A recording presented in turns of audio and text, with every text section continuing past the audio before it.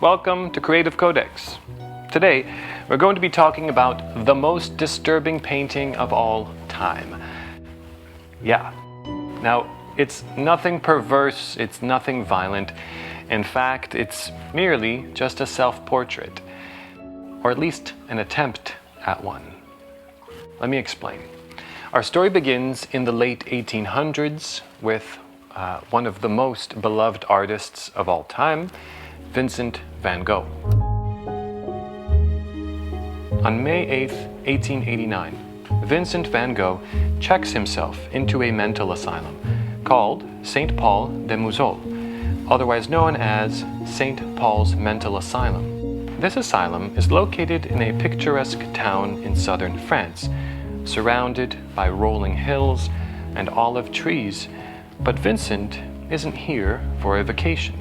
Just 5 months ago, he had a mental breakdown which manifested as a psychotic episode, one which he told doctors later he had experienced terrifying auditory and visual hallucinations.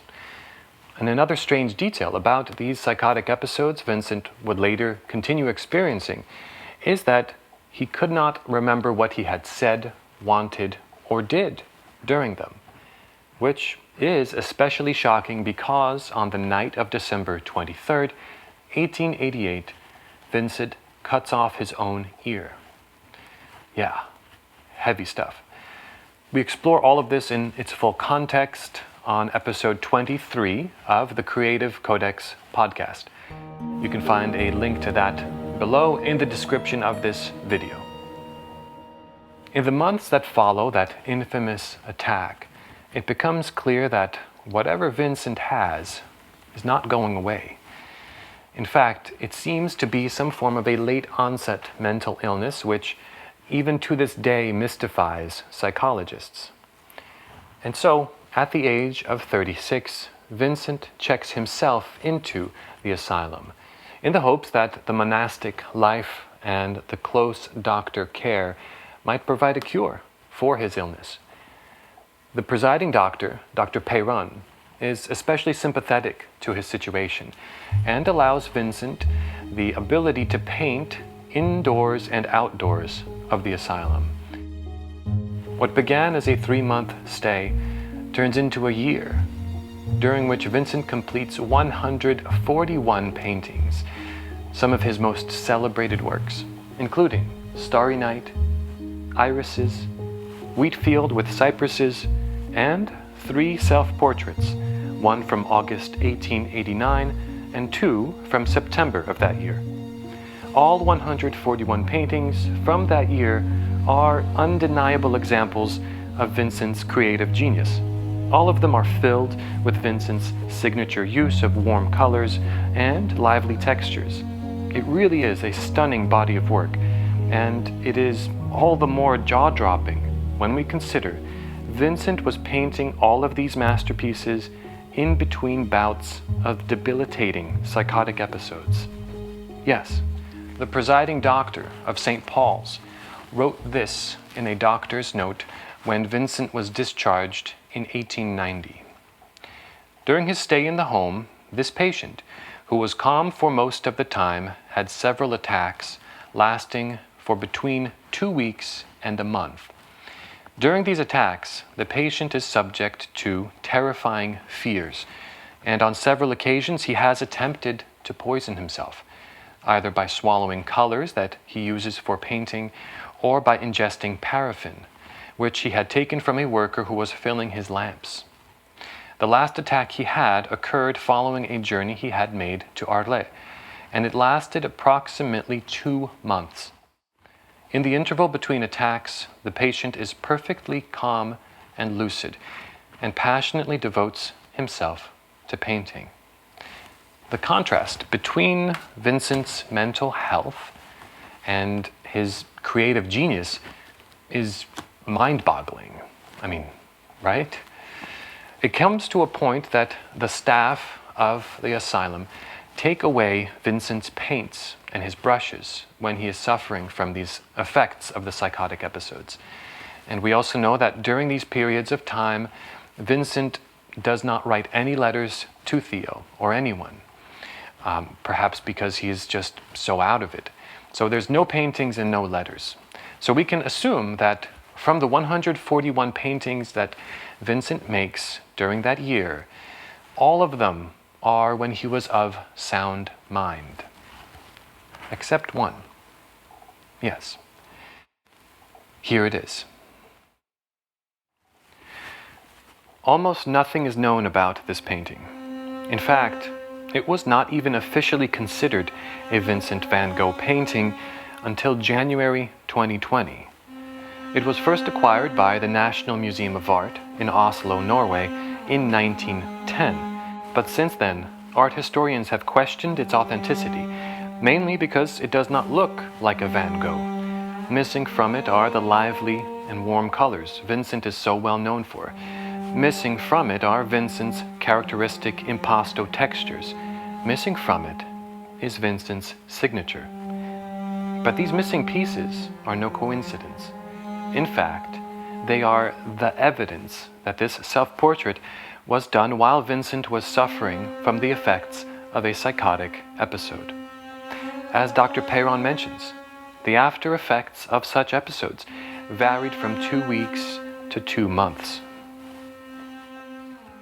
An article from the site archaeology.wiki states, in 2014, the National Museum of Art invited the Van Gogh Museum to carry out a comprehensive study of the self-portrait based on its style, technique, material, provenance, and unusual iconography.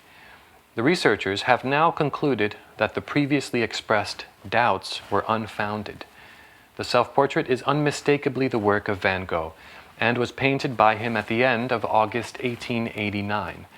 The somewhat unusual type of canvas, the pigments, the somber palette, and the brushwork are all in keeping with his output in the late summer and autumn of that year. This is the most disturbing painting of all time. It perfectly depicts the debilitating effects of a psychotic episode on the very specific neurology of a creative genius. And it's not contrived. It's not like Vincent van Gogh was trying to paint something creepy, paint some emaciated vampire, right? It's not a work of expressionism. It's Vincent van Gogh struggling to depict himself. He's just trying his best.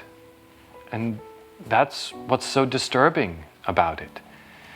And we know him to be incredibly competent. In just 2 weeks later, he paints this portrait. Compare the two, and it's no surprise that art historians may have been doubtful of its authenticity.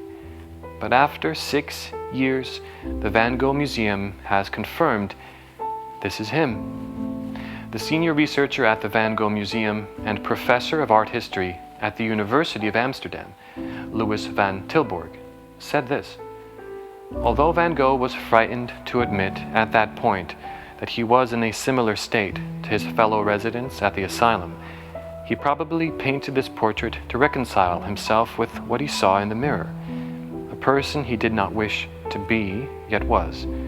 This is part of what makes the painting so remarkable and even therapeutic. It is the only work that Van Gogh is known for certain to have created while suffering from psychosis. And in case there is still any doubt that the painter who immortalized sunflowers and gave us an inspiring new view of starry nights is the same one who made this picture, there is one last revelation. I stumbled on this one while researching Vincent's letters to Theo. On September 20th, 1889, Vincent writes a letter to Theo to update him on his condition, but also to explain about a portrait that he is sending him. He says, "Today I'm sending you my portrait of myself. You must look at it for some time.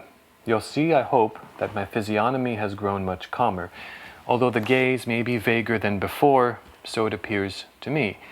Now, he's not describing the one that we're exploring. He's describing another one. And then he says, "I have another one, which is an attempt from when I was ill. but I think this one will please you more. And that's all we get.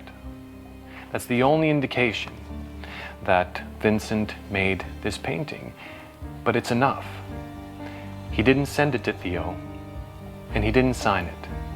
To Vincent, this wasn't a finished painting. It was an attempt. But to us, it is an invaluable glimpse into a beautiful mind, which, for a moment, is losing its grip on reality.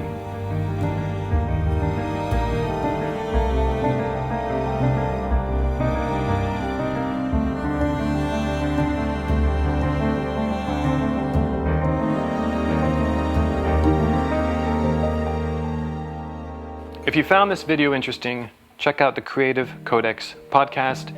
It's about all the stuff we just talked about in much richer detail, and I'm sure you'll love it. Episodes 22, 23, and 24 are all about Vincent and his final 3 years, the time he spends in the asylum, and just all the context that we should have to appreciate his beautiful mind. Now, as a closing thought, there's one final thing I wanted to share, and there was really no proper place to do it earlier in the video. So as I was getting a really close look at this painting that we were talking about, I wanted to find Vincent's signature, an indication of it, and it just wasn't anywhere to be found, because as we mentioned, it was more of an attempt to Vincent than an actual finished painting. But I did find something else that's odd. Writing. Let me explain. First, on the top left of the canvas, it looks as though there is a letter T, which may be writing that was then painted over with this self-portrait. And then, something even weirder, when I turned the painting upside down in Vincent's hair, it looks like this unmistakable impression of letters. If you exaggerate the colors and contrast a bit, it's easier to see.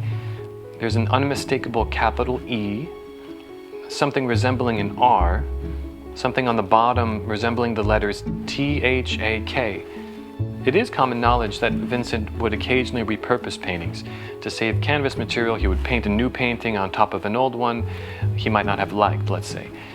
But is that what happened here? Or was he scribbling words into his wet paint? I don't know. It's a mystery for another time. But if you have any thoughts or theories about that, or about anything else in this video, please leave them in the comments below. I would love to hear about them. This has been Creative Codex. I am your host, MJDorian. If you have enjoyed exploring the most disturbing painting of all time, please share it with someone. I'm sure they would enjoy it too. Until next time, take care of yourselves, and thanks for watching.